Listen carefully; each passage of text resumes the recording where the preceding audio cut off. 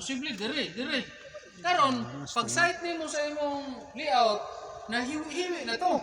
Wala na to siya masintro. So karon aron mabalik na to, ma-recall na to kung asa dapit ang atong stake, atong ibalik ang planting guide. Paleho, Chris, ikaw na po istorya, Chris. Kana. Oh. So naa diha ang atong stake ikuan. Diha na to ibutang. Bunbunan na nato. Mao na siya ang gamit sa planting guide.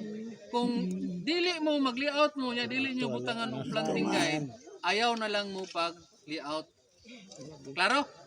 Basta mag-layout mo aron masunod gyud pag gamit mo planting guide. Bisan pa nagkuha na to diha. Natumba man rin. Pagtumbaha mo. Ito sir, matulungin pa ito ako. Ha?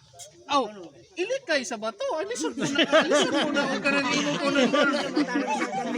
Wala na tayo mahimo, anak. Neutral naman na. Ayaw po pag buhuon mo ng bato. Ilikay sa bato. Sige.